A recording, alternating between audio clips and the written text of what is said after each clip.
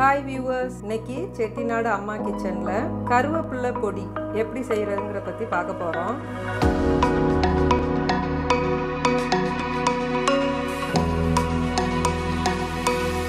கருவேப்பிலை ரொம்ப நமக்கு நல்லது, நம்ம ஹேருக்கும் நல்லது, நம்மளுடைய உடலில் நல்ல ஃபைபர் நிறையா இருக்குது, அயன் சத்து நிறையா இருக்குது. ஸோ பாடி ஹீட்டாக இருக்குன்னா பாடி கூலிங் பண்ணும்.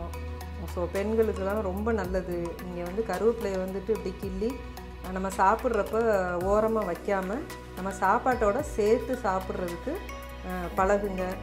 பிள்ளைங்களையும் அதே மாதிரி சொல்லி பழக்கி கொடுங்க. சாப்பாட்டோடு சேர்த்து சாப்பிட்றப்ப அது நல்லாயிருக்கும், கசக்கெல்லாம் செய்யாது. ஸோ கருவேப்பிலை ரொம்ப முக்கியம் நமக்கு. ஸோ இதை நீங்கள் அடிக்கடி பொடியாக செய்யுங்க, துவையலாக செஞ்சு கொடுங்க, கருவேப்பிலை குழம்பு வச்சு சாப்பிடுங்க. ஸோ இந்த மாதிரி கருவேப்பிலை எவ்வளோ முடியுமோ அவ்வளோக்கு சேர்த்துக்கோங்க, அவ்வளோ நல்லது. ஓகே, வாங்க இப்போ நம்ம என்னென்ன அதுக்கு தேவையான பொருள்னு பார்க்கலாம். கருவேப்பிலை நான் 2 கைப்பிடி வச்சுருக்கிறேன். வரமிளகா 3. உங்களுக்கு காரம் கூட வேணும்னா நீங்கள் காரத்துக்கு நீங்கள் இன்னும் கூட 2 மிளகா சேர்த்துக்கோங்க. வெள்ளைப்பூடு 3 பல், தோல் உரிச்சிட்டு வச்சுக்கோங்க. கருப்பு உளுந்து நான் எடுத்திருக்கேன், 1 டேபிள் ஸ்பூன் நீங்கள் போட்டுக்கோங்க. ஏன்னா நம்ம கருவேப்பிலையை நல்லா எண்ணெயில் வதக்கின உடனே அது சுருங்கிரும். ஸோ உளுந்து ரொம்ப சேர்க்க வேணாம், அதுக்கு கரெக்டானது எவ்வளோ கருவேப்பிலை எடுக்கிறோமோ அதுக்கு ஏற்ற மாதிரி நீங்கள் எடுத்துக்கோங்க. நான் 1 டேபிள் ஸ்பூன் கருப்பு உளுந்து எடுத்துக்குவேன். உப்பு தேவையான அளவு சேர்த்துக்கோங்க. இது கூட நம்ம அரைக்கிறப்ப பெருங்காயத்தூள் போட்டு நீங்கள் அரைச்சி எடுத்து வச்சுக்கோங்க. நல்லா மிக்சியில் அரைச்சிட்டு ஆற வச்சு டப்பாவில் போட்டு வச்சுக்கோங்க. டெய்லி நீங்கள் சூடாக சாதத்தில் போட்டு சாப்பிட்லாம், இட்லிக்கு சாப்பிட்லாம், தோசை எல்லாத்துக்குமே நீங்கள் சாப்பிட்லாம். பிள்ளைங்க பசி இல்லாமல் இருக்கிறவங்களுக்கு இந்த பொடியை ஃபஸ்ட்டு ஒரு 2 ஸ்பூன் போட்டு கொஞ்சம் நெய்யோ இல்லை நல்லெண்ணெய்யோ சேர்த்து நீங்கள் முதல்ல ஒரு 2 வாய் 3 வாய்க்கு இதை கொடுத்தீங்கன்னா அவங்களுக்கு நல்ல பசியை தூண்டும். ஸோ டெய்லி இந்த மாதிரி 1 ஸ்பூன் ஃபஸ்ட்டு நீங்கள் குழம்பு ஊற்றுறதுக்கு முன்னாடி 1 ஸ்பூன் இப்படி போட்டு சாப்பிட்டு அது மாதிரி பழக்கி விடுங்க. பிள்ளைங்களுக்கு ரொம்ப பசி தூண்டுதல் நிறைய கிடைக்கும். சரி, வாங்க இதை நம்ம இப்போ எப்படி செய்யலாங்கிறத பற்றி பார்க்கலாம். வாங்க இப்போ ஒன்றா நம்ம வறுத்து எடுக்கலாம். இதுக்கு எண்ணெய் கொஞ்சமாக ஊற்றிக்கங்க. இது நம்ம ஒவ்வொரு பொருளாக தான் வறுத்து எடுக்கணும், எல்லாத்தையும் ஒன்றா வறுத்துடக்கூடாது. இப்போ முதல்ல நான் வரமிளகா வறுக்கிறேன். அடுப்பு சிம்மில் வச்சுக்கோங்க, இல்லை மீடியமாக வச்சுக்கோங்க. ரொம்ப சூடாயிருச்சுன்னா நீங்கள் அடுப்பை குறைச்சிக்கோங்க. கருகாமல் வறுக்கணும். இல்லைன்னா நீங்கள் இப்படி வறுக்கிறப்பே அந்த எண்ணெய் எல்லாத்துலேயும் ஸ்ப்ரெட் ஆயிரும். ஸோ அதனால் நீங்கள் எண்ணெய் குறைவாகவே ஊற்றி வருங்க. இப்போ அடுத்து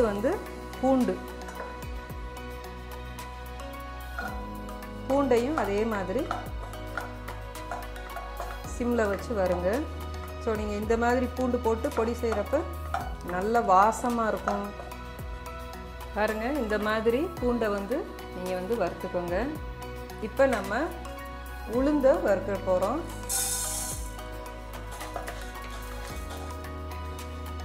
வெள்ளை உளுந்து போடுறாங்க, வெள்ளை உளுந்து போட்டுக்கலாம். நான் கருப்பு உளுந்து சேர்த்துருக்கேன். ஸோ உங்களுக்கு ஆப்ஷன் தான், நீங்கள் உங்களுக்கு எது பிடிக்குமோ போட்டுக்கோங்க. உளுந்து நல்லா வறுபட்டுருச்சு, நல்ல வாசம் வரும். கருப்பு உளுந்து உங்களுக்கு தெரியாது, வெள்ளை உளுந்துன்னா அது ப்ரௌனாக வர்றது தெரியும். கருப்பு உளுந்து உங்களுக்கு தெரியாது. அது நம்ம எப்படி பார்த்து இறக்கணுன்னா நல்ல வாசம் வரும். நல்லா உளுந்து அந்த வறுபட்ட வாசம் வரும். ஸோ அந்த இதில் நீங்கள் இதை எடுத்துடலாம். இப்போ உளுந்து நம்ம வறுத்து எடுத்து வச்சாச்சு. இப்போ நம்ம அடுத்து கருவேப்பிலை வறுக்க போகிறோம்.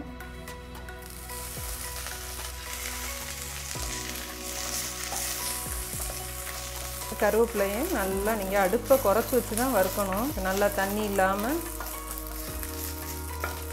நல்லா கருவேப்பிலை நல்லா பொரிஞ்சு வந்துடும். பாருங்கள், நல்லா கருவேப்பிலை பாருங்கள் எப்படி மொறு மொறுன்னு வந்துருச்சுன்னு. இந்த சட்டியில் நீங்கள் வறுக்கிறப்பே உங்களுக்கு சவுண்டு கேட்கும், நல்லா மொறு மொறு மொறு மொறுன்னு சத்தம் கேட்கும்.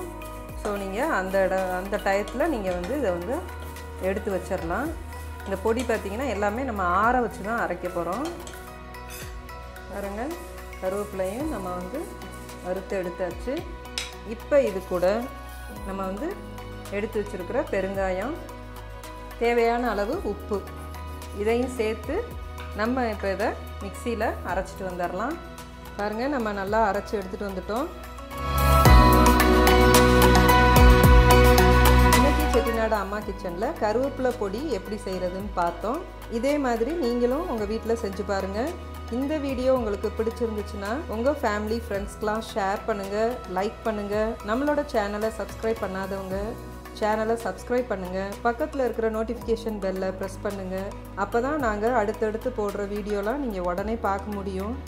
நன்றி.